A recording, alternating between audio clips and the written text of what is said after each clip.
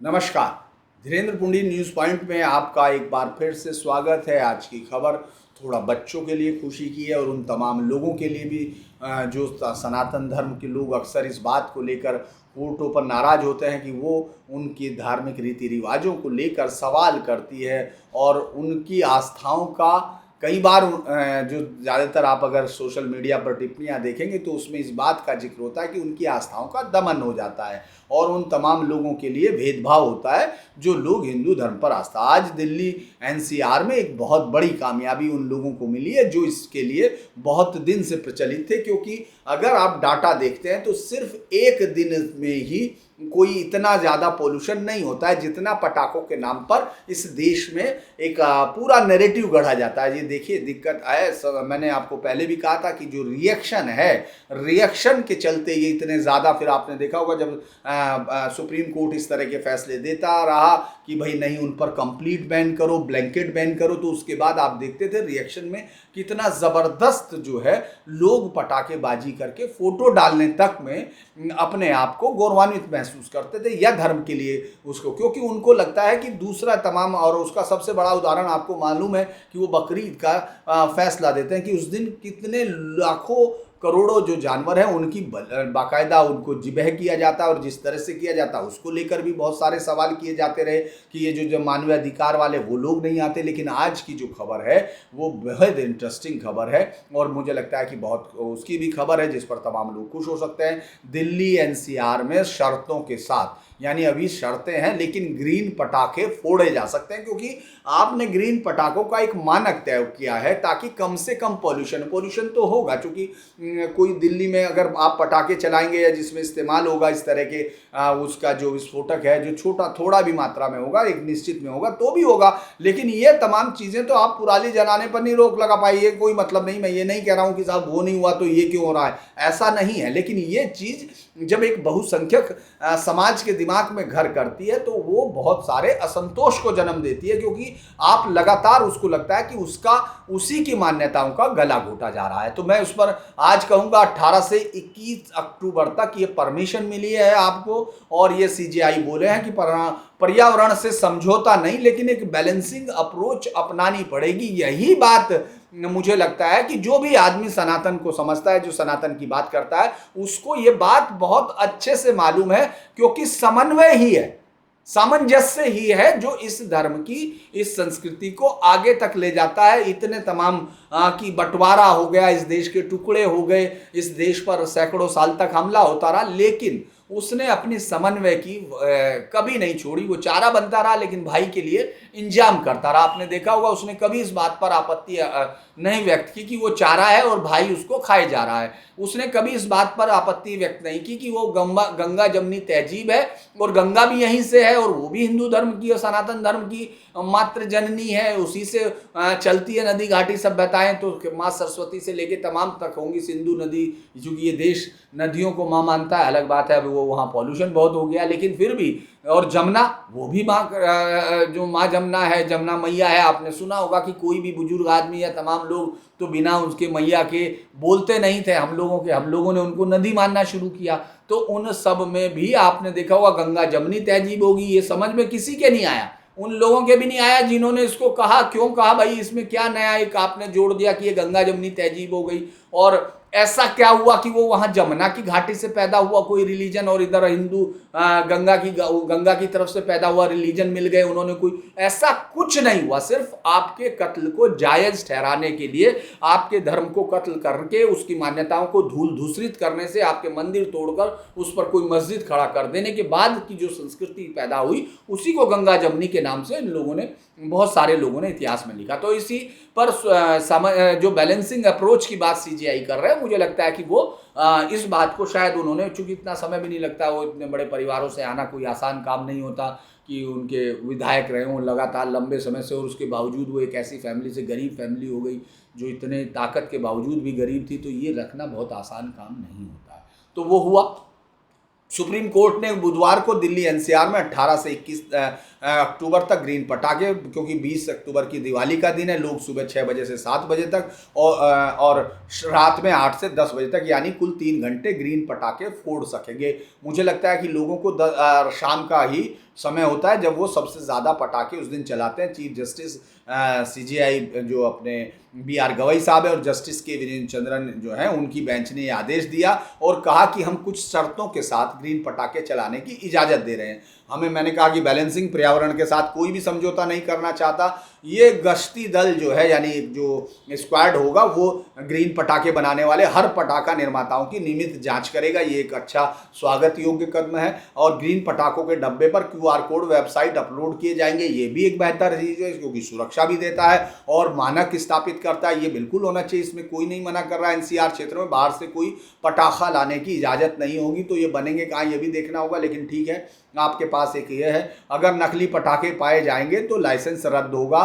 ये चीज़ें तो मुझे लगता है कि बहुत दिन से तमाम जो सनातन के लोग हैं वही ये मांग कर रहे हैं कि भाई इस पर रोक लगाइए। इस तरह के जो खतरनाक पटाखे आ रहे हैं जिनसे बच्चों को चोट लग जाती है, आपने देखा हुआ हर साल सबसे ज़्यादा दिवाली पर हॉस्पिटल्स के बर्न वार्ड में इमरजेंसी ड्यूटीज़ लगती हैं। वहाँ अगर आप कोई भी जाके देखे तो किस तरह से उस रात पूरी तरह से अलर्ट रहता है। यहाँ तक कि पत्रकार भी, हम लोग भी अलर्ट रहा करते थे। और जो रिपोर्टर्स है, फिर बाद में उन रिपोर्टर्स की ये ड्यूटी रहती थी, जो नाइट रिपोर्टर है, कि वो हॉस्पिटल में ही रहेगा। तो ये इस तरह से तो अच्छी बात है। और 18 अक्टूबर से वायु गुणवत्ता सूचकांक, क्योंकि AQI की निगरानी की जाएगी। मुझे लगता है कि वो लगातार होती है और हम तब भी देखते हैं जब वो दिवाली के बावजूद, आपने देखा जब दिवाली नहीं होती कई बार उसने दिवाली के मानक को पार किया। यानी सिर्फ दिवाली के पटाखे ही उसका कारण नहीं हो सकते, दिवाली के पटाखे को रोका भी, जो रोका जा रहा था वो है। तो मुझे लगता है SC ने जो है, जो इससे पहले सुप्रीम कोर्ट ने 26 सितंबर को पटाखा बनाने की इजाज़त दी थी दिल्ली में।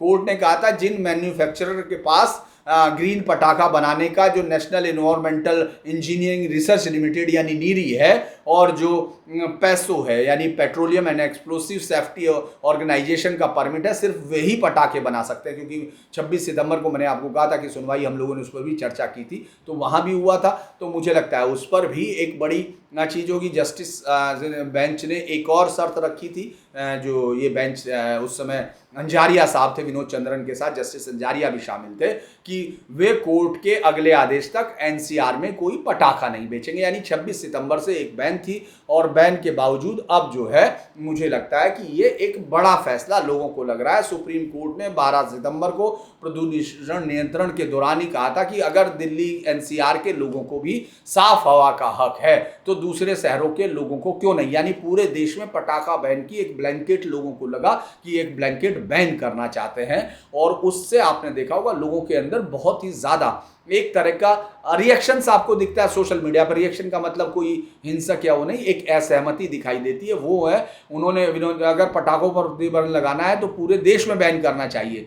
ये उस समय जस्टिस विनोद चंद्रन और बेंच ने कहा था साफ हवा का अधिकार सिर्फ दिल्ली NCR तक सीमित नहीं रह सकता, बल्कि पूरे देश के नागरिकों को मिलना चाहिए। और उस समय उदाहरण भी दिया था गवई साहब ने कि मैं पिछले साल सर्दियों में अमृतसर गया था, वहाँ प्रदूषण दिल्ली से बदतर था। अगर पटाखे बैन करने हैं तो पूरे देश में करना चाहिए। अगर मुझे कई बार लगता है कि क्या पाकिस्तान में प्रदूषण बंद हो चुका है, क्या पाकिस्तान या बांग्लादेश में जहाँ पटाखे, मुझे तो नहीं लगता कि उनको चलाने देते होंगे इतने साहब, उनके लिए वहाँ किसी बेंच की ज़रूरत नहीं है। उनके लिए तो सिर्फ कुछ लोगों को एक किताब के कुछ हरूफ पढ़ने हैं और उनको बता देना है कि तुमको कोई हक नहीं है। लेकिन फिर भी वहाँ पॉल्यूशन है, और लाहौर और इस्लामाबाद के शहरों का पॉल्यूशन मुझे लगता है दिल्ली के और उस सबसे आगे। मैं फिर नहीं कह रहा हूँ, मैं तमाम दर्शकों को बार बार कह रहा हूँ कि कोई इरादा ये नहीं है कि किसी गलत काम को आगे बढ़ाने की कोशिश की जाए, लेकिन एक कंपैरिजन और रिएक्शंस तब आता है जब आप देखते हैं कि एक तरफ को आप इजाज़त दिए जा रहे हैं, दूसरी तरफ का गला दबाए जा रहे हैं। तो जिस दिन होगा उस दिन उधर से गुस्सा या रोष आएगा। तो दिल्ली के जो प्रदूषण वो आयोग था उसमें ग्रैप लागू ऐसे भी कर दिया गया था, तो ग्रैप के लागू होने के बाद ही दिल्ली का जो वो था। अब दिवाली का जो प्रदूषण रहा है वो हम लोग बता देते हैं कि दिवाली के अगले दिन 2024 में सिर्फ 359 रहा था। यानी दिवाली के दिन AQI 186 था, अगले दिन 359 रहा। 2023 में 202 और अगले दिन 900 रहा। तो उस दिन सबसे ज़्यादा सिर्फ 2023 का एक यूनिक एग्जाम्पल है जो रहा, लेकिन ऐसा आपको बहुत सारे दिनों में इससे अलग मिलेगा। मैं एक कंपैरेटिव चार्ट भी बना के आपके साथ बात कर सकता हूं। तो उस पर 2022 में 312 था, अगले दिन 326 हुआ, मतलब पटाख हो गया। 321 जो 2021 में था 382 से अगले दिन 432 हुआ, जो बहुत ज्यादा, मतलब मैं उसके कंपैरिजन में कह रहा हूं, मैं फिर कह रहा हूं कि मेरा कोई इरादा उसको नहीं है। और बहुत सारे लोगों को लगेगा कि मैं ज्यादा डिफेंसिव हो रहा, नहीं डिफेंसिव नहीं, गलत बात को कभी भी सपोर्ट नहीं करना चाहिए, लेकिन आस्थाओं पर जिस तरह से प्रहार खुलेआम होके और बड़े आराम से, चूंकि जिस जिस अदालत में भगवान विष्णु के लिए कुछ कहा जा सकता है, इस तरह का वाक्य इस्तेमाल किया जा सकता है, वहां से आपको बड़ा कई बार बहुत सारी बेचैनी आपको दिखेगी लोगों के अंदर उस तरह की। तो 2019 में आपने देखा कि 337 था, अगले दिन सिर्फ 345 हुआ, और 2018 में 281 से फिर एक 2018 में हमने दुगना तिगना होता देखा, वरना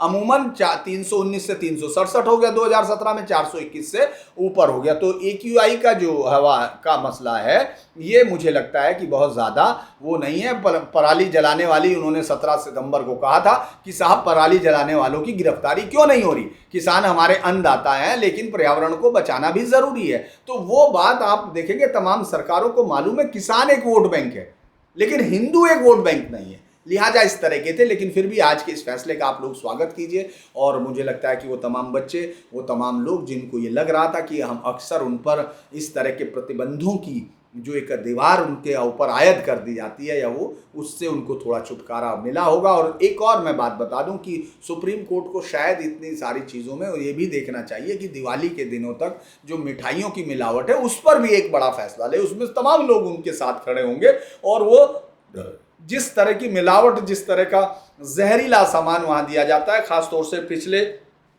15 दिन से, दिवाली के एक महीने पहले से, जिस तरह की जो फैक्ट्रियां NCR में जो मिठाइयां बनाती हैं जिसमें जहर से कम कुछ नहीं होता, चूंकि इतना हम लोगों ने लंबे समय से, मुझे लगता है कि हम 2003-04 से दिवाली पर अक्सर स्टिंग ऑपरेशन इस तरह की करते रहे, और हर बार पहले से ज़्यादा खराब मिलता रहा, और उसमें कोई भी प्रशासन की कोई सोचता हो कि उसको वो बेचारा अनभिज्ञ होगा, तो दिवाली के बाद घरों पर दिखती हुई कुछ चीज़ें ये बता देती हैं कि कितनी मेहनत की गई होगी। तो मुझे आज के लिए इतना ही, लेकिन एक खुशी की साथ है कि सुप्रीम कोर्ट ने कम से कम उन तमाम करोड़ों लोगों का, जो लोग यहाँ हैं NCR में हैं, उनकी आस्थाओं को और उसको उतनी देर तक तो मान्यता दी है जितना देर तक प्रतिबंध हटा है। तो आज के लिए इतना ही, नमस्कार।